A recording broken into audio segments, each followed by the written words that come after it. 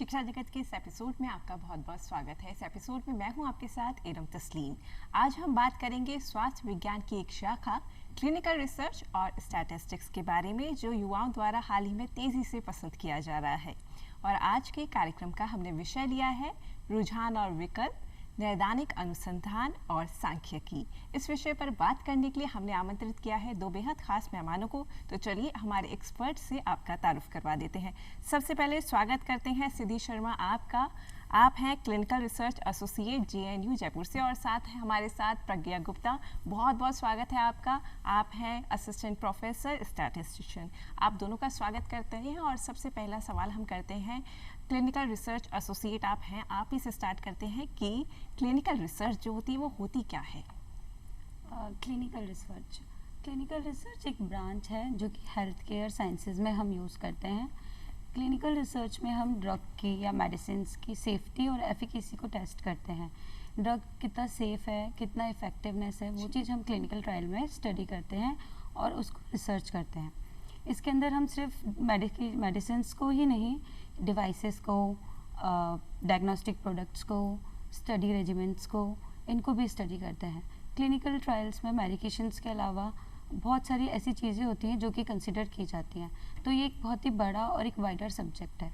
इसमें हम clinical trial में पोटेंशियल ट्रीटमेंट और करंट ट्रीटमेंट के बीच में सक्सेस देखते हैं कि मतलब पोटेंशियल ट्रीटमेंट अपना सक्सेसफुल है या कि जो करंट ट्रीटमेंट पेशेंट्स ले रहे हैं वो सक्सेसफुल है।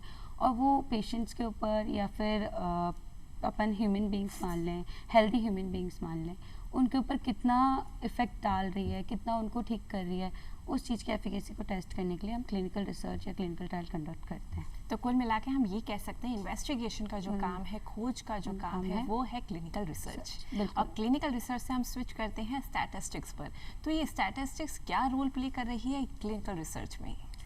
फर्स्टली स्टैटिस्टिक्स साइंस है एक डेटा की। जी, हम क्लिनिकल रिसर्च से डेटा कलेक्ट करते हैं, फिर उसमें स्टैटिस्टिक्स अप्लाई करेंगे। क्लिनिकल रिसर्च से हमें बहुत सारा डेटा मिलता है। बेसिकली साइंस ऑफ डेटा, हम उसका कलेक्शन करते हैं डेटा का, उसको ऑर्गेनाइज करते हैं, उसको एनालाइज करते हैं एंड उसको इंटरप्रेट करते हैं जो भी रिजल्ट होता है जी। एंड क्लिनिकल रिसर्च में हम बायोस्टैट्स का यूज़ करते हैं। बेसिकली बायोस्टैटिस्टिक्स मेडिकल और जो बायोलॉजी से जो डेटा हम कलेक्ट करते हैं उस पर जो हम स्टैटिस्टिक्स अप्लाई करेंगे, दैट इज़ कॉल्ड बायोस्टैटिस्टिक्स। जी, बायोस्टैटिस्टिक्स में हम लाइक ह्यूमंस के साथ साथ वायरस, बैक्टीरिया, इन पे भी डेटा कलेक्ट करते हैं और उनके लिए हम उन पे जो भी रिसर्च होगी, जो भी क्लिनिकल रिसर्च हो रही है, उससे डेटा कलेक्ट करके उनके वेल बींग्स के लिए हम उसको अप्लाई करते हैं। उसकी डेटा एनालिसिस करके उसका रिजल्ट प्रोवाइड करके उनको वेलबींग के लिए उनको प्रोवाइड करेंगे। बिल्कुल। और दोनों चीज़ें जो आपने बताई, बायोस्टैटिस्टिक्स और क्लिनिकल रिसर्च, बहुत ही इंटरेस्टिंग चीज़ें हमें लगी। तो हम सबसे पहले जानना चाहेंगे जो क्लिनिकल रिसर्चर होते हैं, सिद्धि शर्मा आपसे, कि कैसे क्लिनिकल रिसर्चर काम करते हैं और कौन लोग होते हैं क्लिनिकल रिसर्चर? क्लिनिकल रिसर्चर एक कोई भी आम आदमी या फिर कोई भी एक इंसान हो सकता है जिसने उस चीज़ के बारे में पढ़ाई कर रखी हो या उस चीज़ के बारे में पहले सीखा हो या वो काम कर रखा हो। जी। तो क्लिनिकल रिसर्च के अंदर हम लोग रिसर्च के अंदर जो भी पर्सन इंक्लूडेड होता है उसको अपन क्लिनिकल रिसर्चर बोल सकते हैं। बिल्कुल। तो क्लिनिकल रिसर्च ट्रायल्स के अंदर पेशेंट्स के ऊपर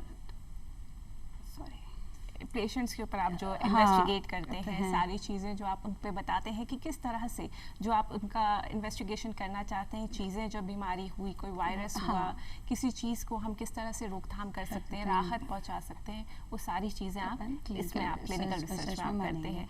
क्लिनिकल रिसर्च का काम मेडिसिन को जो न्यू मॉलिक्यूल अपन मार्केट में दे रहे हैं, लाइक कोई ड्रग है जो कि पहले से मार्केट में चल रहा है, उसके अंदर अगर कोई चेंजेस होना है, कोई न्यू सॉल्ट ऐड करना है या कुछ स्टडी करनी है, वो रिसर्च जितनी भी रिसर्च की जाती है वो सारी क्लिनिकल रिसर्च के अंदर ही आती हैं। इसके अंदर डिफरेंट रोल्स होते हैं। क्लिनिकल रिसर्चर एक इन्वेस्टिगेटर होता है, प्रिंसिपल इन्वेस्टिगेटर बोलते हैं, एक CRA होता है जिसको अपन क्लिनिकल रिसर्च एसोसिएट बोलते हैं, क्लिनिकल रिसर्च कोऑर्डिनेटर्स होते हैं, स्टडी पर्सन्स होते हैं। Those are all are clinical researchers. बिल्कुल, मतलब ये कह सकते हैं अपॉर्चुनिटीज़ बहुत हैं और अपॉर्चुनिटीज़ के बारे में आपसे बात करेंगे, लेकिन उससे पहले स्टैटिस्टिक्स के फील्ड में हम चलते हैं और स्टैटिस्टिशियन के बारे में जानते हैं। बायोस्टैटिस्टिशियन जो ये डेजिग्नेशन है, कौन लोग होते हैं और किस तरह का इनका रोल होता है? मैम, बेसिकली बायोस्टैटिशियन हो, जो लोग डेटा से प्यार करते हैं उनको बायोस्टैटिस्टिक्स जी। बहुत प्यारी लगती है, जी। Statistics. So biostatistician who knows the statistics और उनको एनालाइज करना एंड ऑर्गेनाइज करना बहुत अच्छे से आता हो, उनको कलेक्शन, उनकी जी। सबकी नॉलेज हो बेसिकली। बायोस्टैटिशियन एक बहुत बड़ा रोल प्ले करता है in clinical trials, in analysing, in collecting और ऑल्सो इन प्रोटोकॉल फॉर्मेशन। बिल्कुल। सो बहुत बड़ा रोल होता है ये। और आपको बहुत कलेक्शन की भी अच्छी नॉलेज होनी चाहिए जी। बायोस्टैटिस्टिक्स की, और बिल्कुल। स्टैटिस्टिक्स की थ्योरी के साथ साथ प्रैक्टिकल नॉलेज भी बहुत ज़रूरी होती है। बिल्कुल। तो यहाँ पे दोनों चीज़ों की नॉलेज की दरकार है। सिद्धि शर्मा के पास चलेंगे, जानेंगे सिद्धि शर्मा को ऐसा क्या पसंद आया क्लिनिकल रिसर्च में क्योंकि उनका इतना दिल लग गया इस प्रोफेशन में। क्लिनिकल रिसर्च के अंदर बेसिकली पेशेंट्स को लेके जो बात की जाती है, मतलब पेशेंट्स की सेफ्टी को लेके, उनकी वेलबींग को लेके, उनकी जो बीमारियां हैं उनको दूर करने के लिए कुछ क्लिनिकल रिसर्च में डिफरेंट मॉलिक्यूल्स होते जी। हैं, लाइक अलग अलग डिजीज़ के लिए। कार्डिक डिजीज़ हुई, ऑस्टियोआर्थराइटिस डिजीज़ हुई, अपने लंग्स डिजीज़ हुई, कैंसर हुआ, जितनी भी डायबिटिक हुई, हाइपरटेंशन हुई, ये सारी डिजीज़ के लिए अपन डिफरेंट मेडिकेशंस यूज़ करते हैं। उन पे डिफरेंट ट्रायल्स चलते रहते हैं। तो ये जो ट्रायल चलते हैं वो फाइनेंस अपन को स्पॉन्सर से प्रोवाइड किया जाता है। जी। फार्मास्यूटिकल्स कंपनीज होती हैं जो कि इन ड्रग्स में, मेडिसिन में इन्वेस्ट करती हैं, नए मार्केट में नई मेडिसिन जी, लाती हैं। बिल्कुल। जो पुरानी मेडिसिन चल रही होती हैं वो एक टाइम तक आके इफेक्ट खत्म कर देती हैं, जी। या फिर कुछ लंबे समय तक यूज होने के बाद सेम मेडिसिन जी। या तो अपना असर कम कर देती हैं, बिल्कुल। या उनका डेली यूज बॉडी में कोई नेगेटिव इफेक्ट, जी। साइड इफेक्ट छोड़ता है। तो तो यार- उन चीज़ों को टेस्ट करने के लिए, उन चीज़ों को देखने के लिए अपन क्लिनिकल रिसर्च को यूज़ करते हैं। बिल्कुल। और हमारा शोध रिसर्च का जितना काम है वो आप क्लिनिकल रिसर्च में कर करते सकते हैं। हैं। और आपका शोध का अगर रिसर्च का एप्टीट्यूड है तो ये फील्ड आपके लिए है। हाँ, बिल्कुल। रिसर्च में इसके अंदर डिफरेंट चीज़ें होती हैं। जैसे एक जो भी स्टडी अपन स्टार्ट कर रहे हैं वो बेसिकली एक आइडिया से स्टार्ट होती है। तो एक आइडिया अपने पास होना चाहिए। उस आइडिया को करने के लिए अपन ईयर्स ऑफ रिसर्च करते हैं जो कि बिल्कुल। बहुत लंबे समय तक के लिए चलती है। उससे अपन कोई नया मॉलिक्यूल या नया ड्रग का इनोवेट करते हैं। फिर उस ड्रग के मॉलिक्यूल को अपन इम्प्लीमेंट करते हैं जो जी। कि डिफरेंट फेजेस में होती हैं। बिल्कुल। पहला होता है प्री क्लिनिकल फेज होता है, देन होता है फेज 1, फेज 2, फेज 3, 4 फेजेस होते हैं। जी। प्री क्लिनिकल फेज में अपन स्टडी को जो करते हैं वो करते हैं एनिमल्स के ऊपर या रैट्स के ऊपर, जिसमें अपन पहला जो मॉलिक्यूल होता है वो ड्रग की सेफ्टी को देखने के लिए दिया जाता है। तो अपन डायरेक्ट ह्यूमन बींग्स पे अप्लाई नहीं कर सकते। जी। तो अपन उसको पहले एनिमल पे टेस्ट करते हैं। तो एनिमल्स के ऊपर देख के उनको देखा जाता है कि इसकी सेफ्टी कितनी है, इससे कोई मतलब सडन इफेक्ट तो नहीं आ रहा पेशेंट्स की लाइफ के ऊपर। सडन पेशेंट्स को ऐसा तो नहीं लग रहा कि हमारे अंदर मतलब कुछ डिफरेंट, कई बार नॉजिया हो जाता है, वॉमिटिंग हो जाती है, तो पेशेंट के साइड इफेक्ट्स डायरेक्ट हाँ। कितने हो रहे हैं और वो पेशेंट्स पे नहीं पड़े। पड़े, तो वो फेस बिल्कुल। और यहीं पर प्रज्ञा गुप्ता से बात करेंगे हम लोग बायोस्टैटिस्टिक्स के बारे में कि अगर बायोस्टैटिस्टिशियन बनना है, हमारे जितने भी दर्शक आपको देख रहे हैं वो बनना चाहते हैं तो पढ़ाई क्या करें इसके लिए? इसके लिए बैचलर्स भी होती है, मास्टर्स भी होती है एंड पीएचडी भी होती है। हम बैचलर्स के बाद भी हम कोई भी डिप्लोमा कोर्स करके बायोस्टैटिस्टिक्स या एपिडेमियोलॉजी का उसमें जा सकते हैं। अच्छा। या मास्टर्स के बाद master in biostatistics and statistics सारे गवर्नमेंट ऑर्गेनाइजेशन में होती है। उसके बाद या फिर पीएचडी कर सकते हैं। सबका अलग अलग डिफरेंट क्राइटेरिया होता है। साथ में कुछ प्रोग्रामिंग लैंग्वेज होती है, वो आपको नॉलेज होनी चाहिए, लाइक साइंस हुई, आर हुआ, पाइथन हुआ, ये सब की आपको नॉलेज होनी चाहिए ताकि आप जो भी डेटा हो उसको एनालाइज, क्योंकि हम एक इंडिविजुअल की बात नहीं करते हैं क्लिनिकल ट्रायल्स में, हम बहुत सारे एक ग्रुप होता है, एक सैंपल साइज होती है, तो उसके लिए हमें बहुत सारे सॉफ्टवेयर आने चाहिए ताकि हम उसको अच्छे इजीली एनालाइज कर सकें। बिल्कुल। तो यहाँ पर कंप्यूटर की लैंग्वेजेस जो हैं, बेसिक लैंग्वेजेस, उस पर अच्छा कमांड होना चाहिए टू बिकम अ गुड बायोस्टैटिस्टिशियन। बिल्कुल। और यही बात अगर हम सुधीर जी से पूछना चाहें, सुधीर जी से कि किस तरह से हम एक अच्छा क्लिनिकल रिसर्चर बन सकते हैं, तो क्या पढ़ाई हमें करनी होगी उसके लिए? इसमें सर्टिफिकेट कोर्सेज भी होते हैं, डिप्लोमा भी होते हैं और ग्रेजुएशन भी होता है और पोस्ट ग्रेजुएशंस भी होते हैं। तो जो सर्टिफिकेट कोर्सेज होते हैं वो 6 मंथ्स के लिए होता है, डिप्लोमा अपना 1 ईयर के लिए रहता है और ग्रेजुएशन 3 इयर्स और पोस्ट ग्रेजुएशन 2 इयर्स। तो जी। उसके लिए अपने पास साइंस बैकग्राउंड होना कंपल्सरी होता है, जी। क्योंकि और ये सर्टिफिकेट और डिप्लोमा में क्या फ़र्क है? किस तरह की नौकरियां इनको करके लग सकती हैं? सर्टिफिकेट से नौकरियां तो अपन तीनों में जितनी भी कोई भी अगर सर्टिफिकेट भी ले रहे हैं तो भी अपन क्लिनिकल रिसर्च की फील्ड में आगे बढ़ सकते हैं, आगे कर सकते हैं। जी। उसके लिए बस अपन को थोड़ा बहुत नॉलेज होना चाहिए क्लिनिकल रिसर्च का और जी। एक काम करना समझ आना चाहिए कि करना क्या है हमको। क्लिनिकल रिसर्च का ड्यूरेशन इसमें सर्टिफिकेट में और डिप्लोमा में डिफरेंस सिर्फ ड्यूरेशन का है और सिलेबस का और है। जो आप कह रही हैं काम करना हमें आना चाहिए, हम अर्जित कर पाएंगे, नौकरी पा सकेंगे, तो एज अ असिस्टेंट और एज अ ऑथोरिटी? इसमें अथॉरिटी और असिस्टेंट दोनों कर सकते हैं। पहले अपन इनिशिएट जो करेंगे वो असिस्टेंट से ही करेंगे। जी। बेसिक में पहले अपन को बेस लेवल से ही सीखना पड़ेगा, बिल्कुल। तो वो सीखते सीखते इसमें अपन प्रमोट हो सकते हैं, अपनी डेजिग्नेशन इंक्रीज हो सकती है। बिल्कुल। इसमें जो बेसिक डेजिग्नेशन होती है वो है स्टडी टीम की होती है। देन इसमें CRC होता है, clinical research coordinator. After that clinical research associate, then study auditor या स्टडी मॉनिटर, और जो या फिर आप जो है वो क्लिनिकल रिसर्च एसोसिएट एसोसिएट है। हैं। yes. तो CRA बनने के लिए हमें क्या पढ़ना होगा, मास्टर्स लेवल तक? नो, मास्टर लेवल रिक्वायर्ड नहीं है। इफ अगर आपने सर्टिफिकेशन कोर्स भी कर रखा है तो इट्स फाइन। अच्छा। हाँ, बस आपका ग्रेजुएशन होना चाहिए जी। साइंस फील्ड में। तो मतलब नौकरी आप- के भरमार अवसर हैं अवसर इसमें, हैं, हाँ। इस फील्ड में, है ना? हाँ। और हम नौकरी से निकल के आते हैं वापस से एक बार फील्ड में, और बायोस्टैटिस्टिक्स की हम बात करते हैं। Application of biostatistics in clinical research. Pragya Gupta से हम जानेंगे क्या है मैम।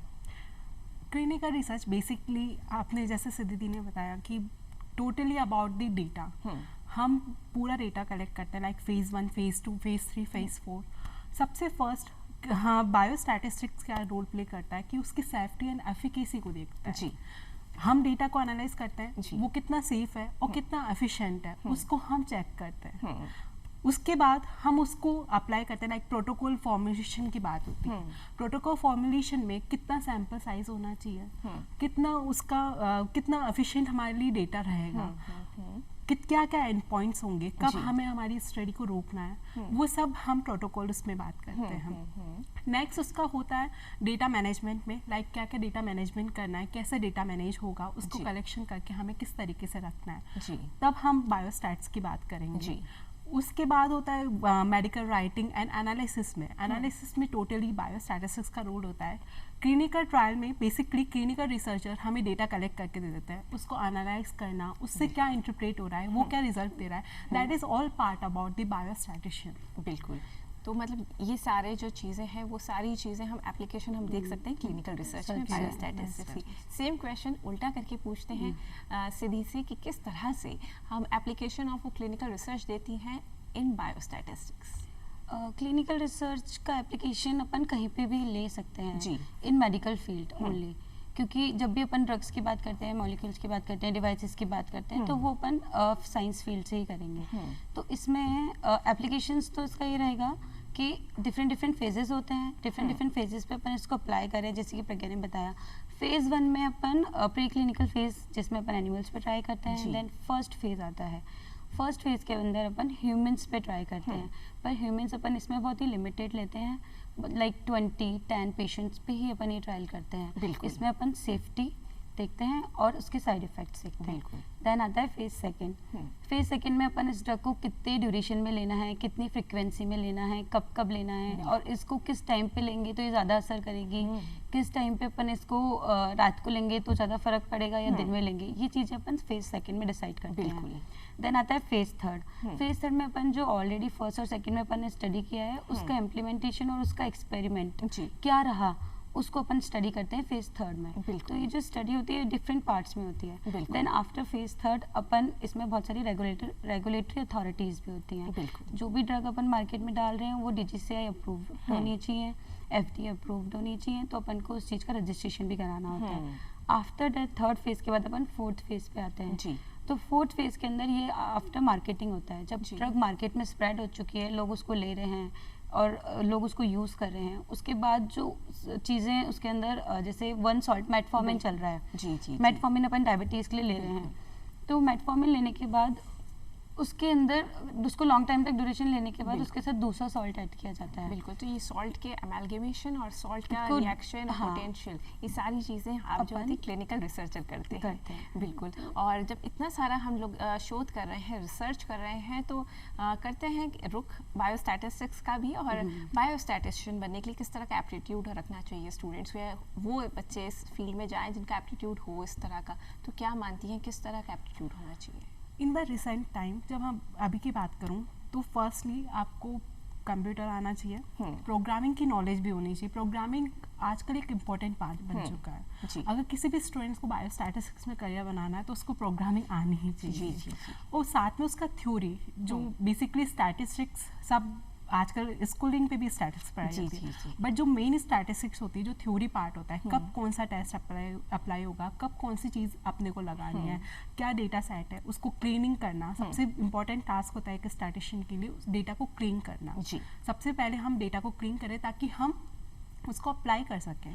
तो उस चीज़ के लिए सबको स्टूडेंट्स को रेडी होना चाहिए कि मतलब हम कैसे कंप्यूटर पे उसको जाके अप्लाई कर रहे हैं। प्रोग्रामिंग लैंग्वेज की नॉलेज साथ के साथ थ्योरी की नॉलेज, थ्योरी बहुत इंपॉर्टेंट होती है। बेसिकली स्टैटिस्टिक्स सब अप्लाई कर सकते हैं, प्रोग्रामिंग सब सीख के अप्लाई कर सकते हैं, बट जो थ्योरी की नॉलेज होती है कब कौन सी चीज़ वो स्ट्रॉन्ग होनी चाहिए। आपको डेटा सेट देख के ही समझ में आना चाहिए कि यहाँ पे ये चीज़ अप्लाई होगी। तो यानी आपका अगर लॉजिकल माइंड है, बहुत अच्छे आप रीजनिंग है और ये सारी चीज़ें आप में है, शौक है शोध का, क्लिनिकल रिसर्च का और स्टैटिस्टिक्स के खेलने, डाटा से खेलने का अगर आपका शौक है तो ये करियर आपके लिए है, हम कह सकते हैं ना।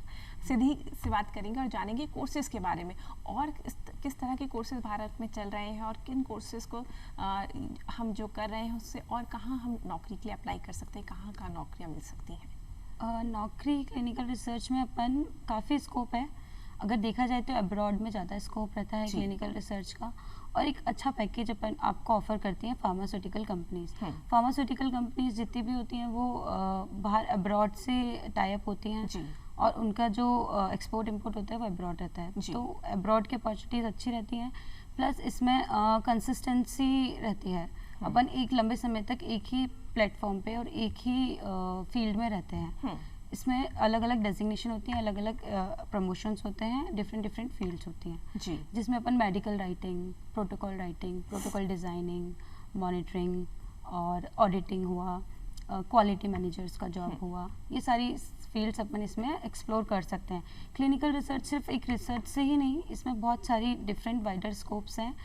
हाँ, जैसे अपन प्रोटोकॉल डिज़ाइनिंग हुआ तो उसमें अपन को अच्छा स्कोप रहता है, जो कि मेडिकल राइटिंग करते हैं, जो लोग लिखने में अच्छे इंटरेस्टेड होते हैं, अच्छे होते हैं, वो लोग इस फील्ड में आगे बढ़ सकते हैं। जी, तो मतलब यहाँ पे जो स्किल्स हैं आपकी वो रिक्वायर्ड हैं और अपनी स्किल्स को आप चुनकर उस करियर में आप क्लिनिकल रिसर्च में आगे बढ़ सकते हैं। जैसे आप क्रिएटिव राइटर हैं तो आप उसी तरीके से प्रोफेशन अपना बढ़ा सकते हैं। रिसर्च में शौक है तो रिसर्च में आप जा सकते हैं। प्रोटोकॉल्स लिखने में लॉज की अच्छी जानकारी है तो वहाँ पर आप जा सकते हैं। और किस तरह के इसमें एक डिफरेंट और सबसे इम्पोर्टेंट रोल तो बायोस्टैटिशियन का ही होता है, तो इसमें सबसे बड़ा फील्ड तो यही होता है। और एक CRA का जो फील्ड है वो भी सबसे वाइडर है। इसमें अपन डिफरेंट साइट्स पे एक्सप्लोर करते हैं, डिफरेंट डेटा से अपन मैनेज करते हैं।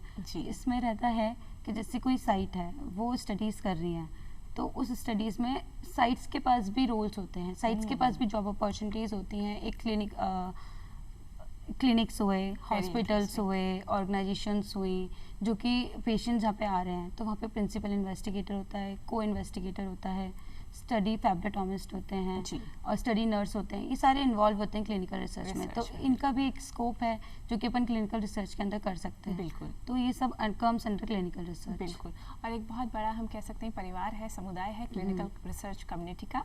और बायोस्टैटिस्टिक्स की बात करें तो क्या वो जो 11th-12th में किस तरह के सब्जेक्ट्स हम लें जो बायोस्टैटिस्टिक्स में या क्लिनिकल रिसर्च में अपना करियर बना सकें? 11th-12th में आपके पास मैथ्स होना बहुत ज़रूरी होता है, क्योंकि statistics is a part of mathematics. It is a branch of mathematics. So firstly maths होना बहुत ज़रूरी है आपके लिए। मैथ्स और थोड़ा सा डेटा के साथ आपको कंफर्टेबल होना चाहिए, तभी आप स्टैटिस्टिक्स के साथ आगे बढ़ सकते हो। बिल्कुल। और फिर BSc में आप स्टैटिस्टिक्स हो आपके पास या मैथमेटिक्स हो, फिर उसके बाद आप मास्टर्स में स्टैटिस्टिक्स, अगर आपको PhD में इंटरेस्ट है, रिसर्च में इंटरेस्ट है तो आप स्टैटिस्टिक्स में आप रिसर्च कर सकते हो। बिल्कुल, और यही अप्लाई होता है सेम क्लिनिकल रिसर्च के लिए? हाँ, सेम। मतलब क्लिनिकल रिसर्च में सर्टिफिकेशन कोर्सेज तो है ही, इसके अलावा अपन ग्रेजुएशन और PG कर ही रहे हैं, PhD भी इसके अंदर तो सर्टिफिकेशन कोर्सेज जो हैं, अगर जो इसके पास मैथ्स नहीं है 11th और 12th में, क्या वो कर सकते हैं? हाँ, मैथ्स नहीं है तो वो अप्लाई कर सकते हैं। Maths is not compulsory in clinical research. Clinical research, हाँ। तो ये खुशखबरी आपने पर- जिनको मैथ्स में कमजोर है उनके लिए यहाँ दे दी है कि क्लिनिकल रिसर्च में चाहे आप मैथ्स में कमजोर हो, करियर जरूर बना सकते हैं। यस, बस 10th और 12th में तो मैथ्स आता है, तो उसके बाद ऐसा रिक्वायरमेंट नहीं है मैथ्स का। मैथ्स का रिक्वायरमेंट नहीं हाँ। है इस सब्जेक्ट के लिए। नहीं। अब जानेंगे इम्पोर्टेंस की हमने बात करी, पर अगर पर्सपेक्टिव देखें ग्लोबल पर्सपेक्टिव में तो क्या देखती हैं सिद्धि शर्मा, किस तरह का इंडिया का पोजीशन है क्लिनिकल रिसर्च में और कितना आगे बढ़ना है भारत को? इंडिया का भी देखा जाए तो बहुत पीछे है, मेनली राजस्थान का माने, इंडिया में नहीं। इंडिया में जैसे लाइक कोलकाता हुआ, बैंगलोर हुआ, अदर स्टेट हुई, हैदराबाद हुआ, ये सब काफ़ी अच्छा कर रहे हैं क्लिनिकल रिसर्च में और मेडिसिन में। तो ये बहुत वाइब्रेंट और डायनामिक सब्जेक्ट है। हाँ, तो हम कह डायनामिक सकते हैं स्कोप बहुत ज़्यादा है। हाँ, पर मेनली जो मेट्रो सिटीज़ हैं वहाँ पर स्कोप ज़्यादा है, लाइक दिल्ली हुआ और हैदराबाद हुआ, बेंगलुरु हुआ, यहाँ पर क्लिनिकल रिसर्च का ज़्यादा है। बेसिकली अपन राजस्थान में बोल सकते हैं कि अभी इतना ज़्यादा लोगों को नहीं आइडिया है, लोगों को नहीं पता है। फील्ड है जी। हाँ, बहुत कम लोग जानते हैं क्लिनिकल रिसर्च फील्ड के बारे में, और बहुत ही छोटी इंडस्ट्री है, बहुत ही मतलब कम लोगों की इंडस्ट्रीज़ है, जहाँ पे इतनी छोटी इंडस्ट्रीज़ है कि यहाँ पे आसपास में एक दूसरे को सारे लोग जानते हैं। बिल्कुल। इवन इवन हम ये कह सकते हैं कि ये एक पल्लवित होता हुआ क्षेत्र है और बढ़ता हुआ वो है, तो इसके अंदर ज़्यादा स्कोप है, ज़्यादा अभी एक्सप्लोर करने के लिए स्टूडेंट्स के पास, जो न्यू कमर्स हैं, जो न्यू लोग आएंगे अब मार्केट में। अब बच्चे जो स्टूडेंट स्टडीज़ कर रहे हैं, साइंस फील्ड से हैं, वो डॉक्टर नहीं बनना चाहते या फिर अदर फील्ड्स में उनका नहीं सिलेक्शन हुआ, कहीं कुछ नहीं बैठा, तो वो क्लिनिकल रिसर्च में अपने आप को आगे बढ़ा सकते हैं साइंस फील्ड्स में। और जो बच्चे दूसरी फील्ड से हैं, साइंस फील्ड से नहीं हैं, पर वो चाहते हैं कि हम भी साइंस फील्ड्स में आएँ या साइंस फील्ड का काम करें, तो थ्रू क्लिनिकल रिसर्च उनके पास एक मौका होता है क्लिनिकल रिसर्च के थ्रू साइंस फील्ड्स के अंदर आने का। बिल्कुल। और हताश और निराश नहीं होना है। यहाँ एक ऐसा सब्जेक्ट है जो बहुत ही डायनेमिक है, बहुत ही वाइब्रेंट है और बहुत ज़्यादा स्कोप अपने अंदर रखता है, जो आप ऑप्ट कर सकते हैं। बायोस्टैटिस्टिक्स पे आते हैं और जानते हैं, क्योंकि आप बहुत समय से इस फील्ड में पढ़ाई भी करी और अब नौकरी भी आप लोग कर रहे हैं, तो चैलेंजेस के बारे में हम बात करें। क्या चैलेंजेस हैं बायोस्टैटिस्टिक्स के? बायोस्टैट्स का सबसे बड़ा चैलेंज तो यही है कि आजकल सब स्टैटिस्टिक्स लेते हैं, but maximum like data science नया फील्ड हुआ है, मैक्सिमम लोगों को थ्योरी की इतनी नॉलेज नहीं होती है, थ्योरी उनका इतना स्ट्रॉन्ग नहीं होता है, तो वो लाइक कोई डेटा सेट कुछ और चीज़ को अप्लाई करना है और कुछ और चीज़ अप्लाई करता है। So that is the biggest challenge. और बायोस्टैटिस्टिक्स बेसिकली बहुत डिफिकल्ट सब्जेक्ट होता है। अगर हम पूरा थ्योरी में जाते हैं तो दैट इज़ डिफिकल्ट सब्जेक्ट जी। तो आपको नॉलेज लेने में, पूरा उसको समझने में बहुत टाइम लगता है। उसको इजी टास्क नहीं रहता है कि हम बायोस्टैट्स को इतना इजीली अडेप्ट कर सकें। और जैसे जैसे टाइम चेंज होता जा रहा है तो ये एक बहुत वाइड सब्जेक्ट होता जा रहा है बेसिकली। आपको हर एक नए दिन में एक नई प्रोग्रामिंग लैंग्वेज इंट्रोड्यूस हो रही है, आपको वो सीखना पड़ रहा है, आपको अपने आप को चेंज करने की जरूरत होती है। आपको टाइम के साथ अपने आप को चेंज करना है, तभी आप इंडस्ट्री में या मार्केट में रह सकोगे, नहीं तो आप नहीं रह सकोगे। ये सबसे बड़ा टास्क है। ये सबसे बड़ा टास्क है और सबसे बड़ा चैलेंज है कि आपको अपने आप को अपडेट रखना है। बिल्कुल। सिद्धि शर्मा, क्या कहेंगे आप, क्या चैलेंज है इस प्रोफेशन के? चैलेंजेस सेम रहेगा। एक तो प्रज्ञा ने जैसे बताया कि बहुत ही वाइडर फील्ड रहता है, तो खुद को एडजस्ट करने में, खुद को उस चीज़ को समझने में थोड़ा टाइम लगता है। अपन कोई चीज़ स्टार्ट करते हैं तो उसको एकदम से सीख नहीं पाते हैं, उसके लिए थोड़ा टाइम चाहिए। तो वही है, कंसिस्टेंसी होनी चाहिए, कंटिन्यू उस चीज़ में बने रहो। सबसे पहला चैलेंज मैं बताऊंगी तो वो है वर्कलोड। थोड़ा जब प्रोजेक्ट्स आते हैं, कोई प्रोजेक्ट मिला हुआ है कंपनी को या साइट को या उसको, तो उसमें काफ़ी टाइम लगता है जी।